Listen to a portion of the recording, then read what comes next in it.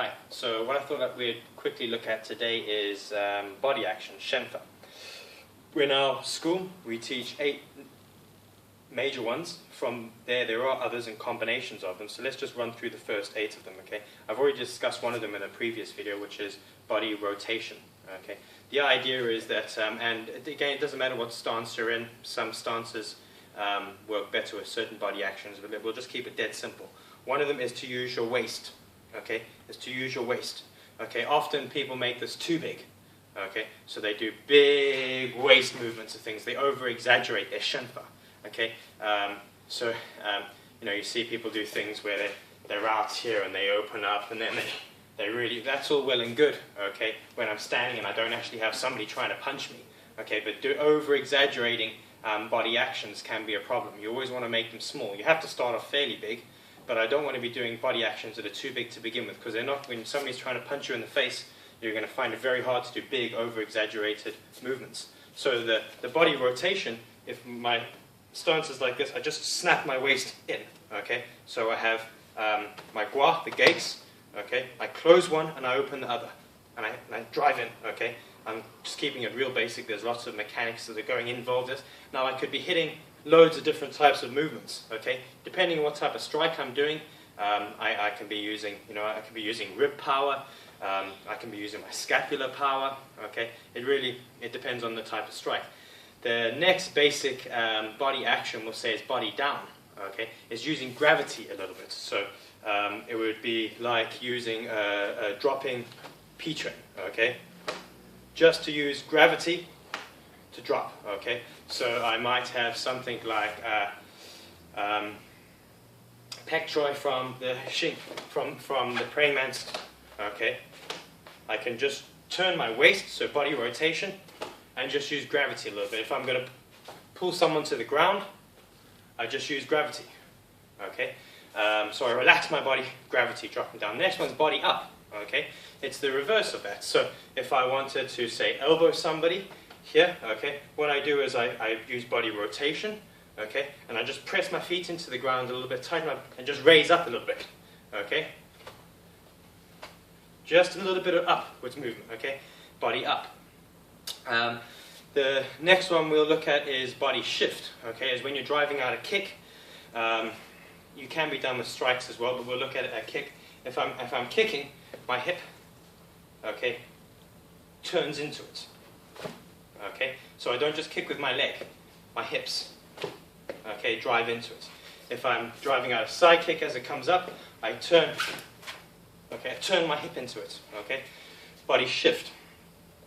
Next one, body vibration, okay? We often teach people to begin with using body vibration just by a back fist, okay? So the waist just vibrates, okay?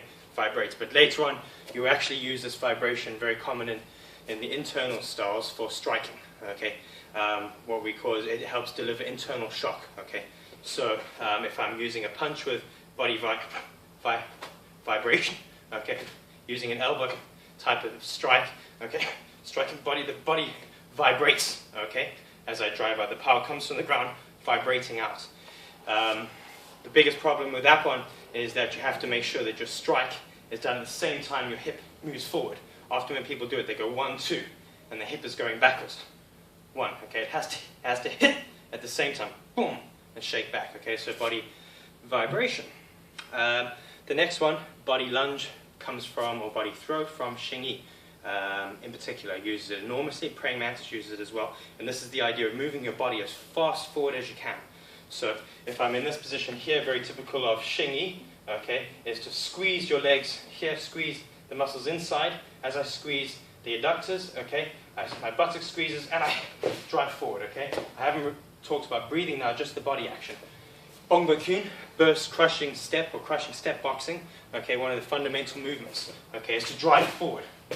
Okay, if those of you want to look at my Xingyi video to see about how to use that, because it's a very, very powerful movement, but very much one that's misunderstood and not used correctly. Okay, and then the next one is body circle. Okay, body circle.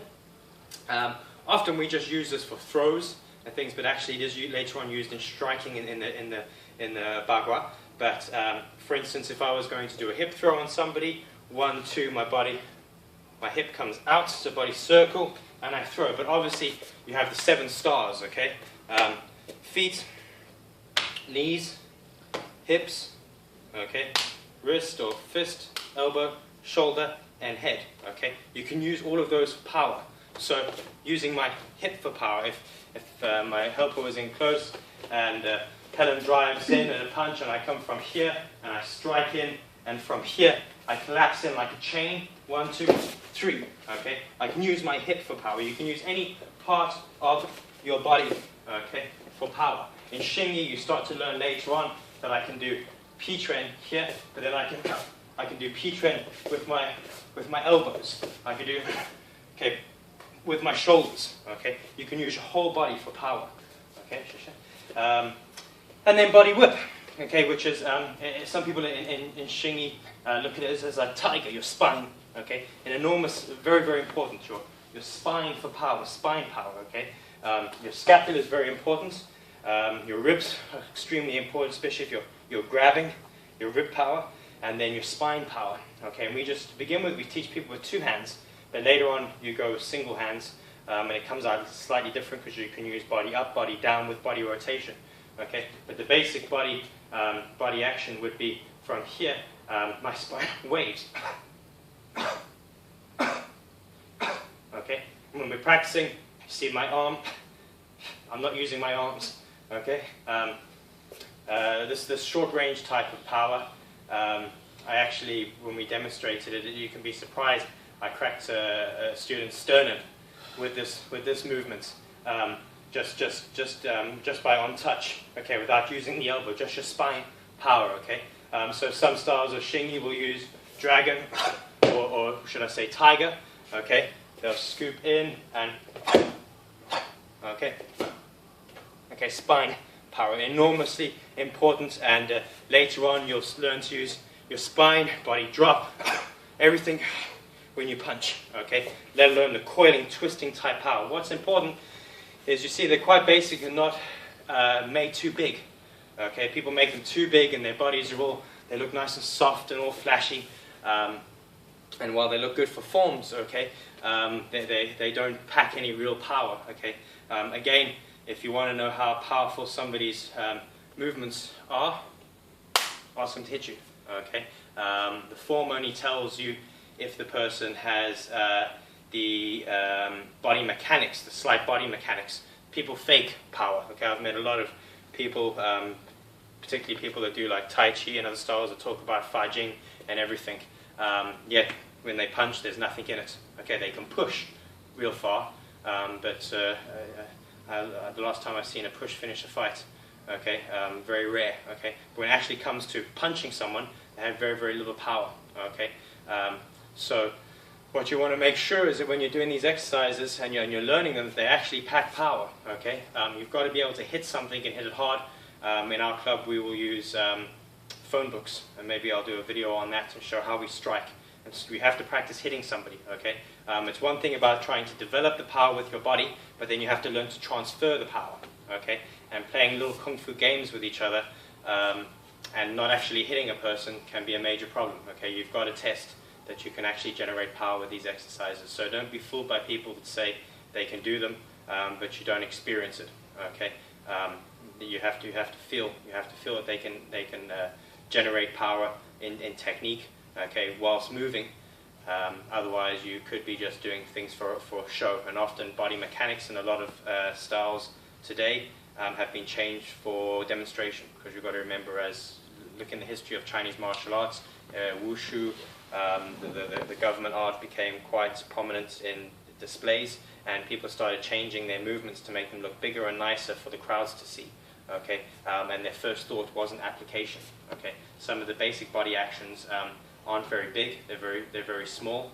And why would you want it small? Because you want it quick and fast.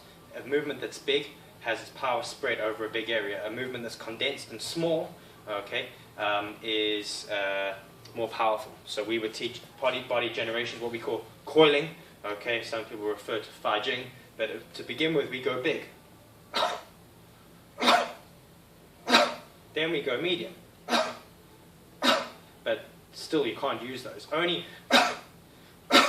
when you start to become small can they be used, because as somebody's striking at you, okay, as somebody's striking at you, I can't go big, okay? When somebody's striking at me, I have to move from here. I have to be able to move from here. Very small movement.